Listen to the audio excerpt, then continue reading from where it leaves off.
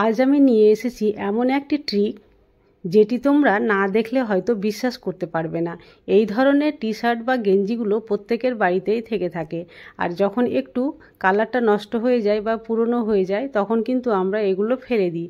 কিন্তু এগুলো না ফেলে এটা দিয়ে এত সুন্দর একটা জিনিস তৈরি করা যাবে যেটা তোমরা না দেখলে হয়তো বিশ্বাসই করতে পারবে না। এই গেঞ্জি দিয়ে আমি তৈরি করে দেখাবো একটা স্কুল ব্যাগ, আর যে ব্যাগে অনেকগুলো কিন্তু বই এঁটে যেতে পারে। তো চলো, পিকে ম্যাজিক ফুড ফ্যাক্টরিতে তোমাদের সকলকে স্বাগত জানিয়ে শুরু করছি আজকের ট্রিক। আমি এখানে নিয়ে নিয়েছি একটা গেঞ্জি, আর এটা থেকেই আমি তৈরি করব ব্যাগটা। তো চলো দেখতে থাকো, ভিডিওটা স্কিপ না করে দেখো, তাহলে বুঝতে পারবে আমি কত সহজে ব্যাগটা তৈরি করছি। আর এই ব্যাগটাতে শুধু বই কেন, তোমরা তোমাদের ইচ্ছে মতো যে কোনো জিনিস কোথাও নিয়ে যেতেও পারবে, রাখতেও পারবে। তো প্রথমে এর হাতের অংশ দুটো আমি এইভাবে কেটে বাদ দিয়ে দিচ্ছি। একটা হাত কাটা হয়ে গেল, এবার অন্যদিকে আর একটা হাত, এটাও আমি কিন্তু কেটে পরিষ্কার করে দিচ্ছি। এবার এটাকে মাঝামাঝিভাবে ভাঁজ করে দেব। ভাঁজ করে এর গলার অংশটা আমি গোল করে সমান করে দেব।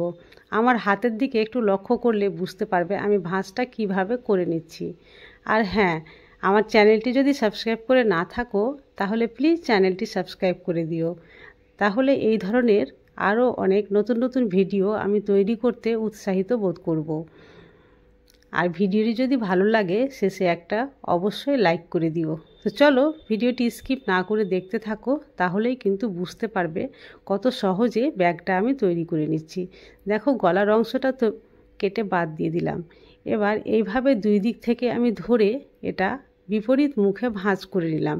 যেটা সাইডের যে জয়েন্ট থাকে সেটা কিন্তু মিডিলে এসে পড়লো। আর এই কাঁচি দিয়ে এইভাবে আমি 4 আঙ্গুল করে করে আমি কেটে নিচ্ছি, 1 আঙ্গুল গ্যাপ দিয়ে দিয়ে। দেখে বুঝতেই পারছো আমি কিভাবে এটা কেটে নিচ্ছি। এখানে কিন্তু ডবল গেঞ্জির ভাঁজ রয়েছে, তাই কাটাগুলো কিন্তু ডবল ডবল করে কাটা হচ্ছে। কাটা কমপ্লিট হয়ে গেছে। এবার আমি এটাকে খুব সুন্দরভাবে হাত দিয়ে গিঁট দিয়ে দিব। গিঁট আমি ডবল দিচ্ছি, প্রথমে একটা গিঁট দিচ্ছি, তারপরে আরও একটা গিঁট দিচ্ছি। ডবল গিঁট দেওয়ার জন্য এটা কিন্তু খুব শক্ত হয়ে যাবে। আর যেহেতু গেঞ্জিটা ডবল রয়েছে তাই দুটো করে ওখানটায় আমি সুতোর মতো অংশ পেয়েই যাচ্ছি গিঁট দেওয়ার জন্য। আর এখানে কোনো রকম সুতা বা মেশিন ছাড়াই, কোনো সেলাই ছাড়াই একটা সুন্দরভাবে নিচের দিকে সেলাই হয়ে যাচ্ছে। এই গিঁট দিয়ে দিয়ে খুব সুন্দরভাবে সেলাইয়ের মতো হয়ে যাবে। ভিতরে যাই রাখি না কেন বেরিয়ে আর আসবে না। আমি কাছে থেকেও তোমাদের একটু দেখিয়ে দেব যে আমি কিভাবে এই কাজটা করছি। এই যে দেখো, দেখতে পাচ্ছ কি না বুঝতে পারছি না। দেখো, আমি আরও একটু কাছে নিয়ে এসে দেখাচ্ছি। এই যে যে অংশগুলো কাটা রয়েছে এগুলো কিন্তু ডবল, আর একটার সঙ্গে একটাকে আমি গিঁট দিচ্ছি। উপরের সঙ্গে নিচের অংশটা ধরে কিন্তু গিঁট দিচ্ছি। সবশেষে দেখো, সম্পূর্ণটাই গিঁট দিয়ে এভাবে আমি রেডি করে নিলাম। আর দেখো, একটা ডিজাইন তৈরি হয়ে গেছে। ডিজাইনটা কতটা সুন্দর লাগছে দেখতে।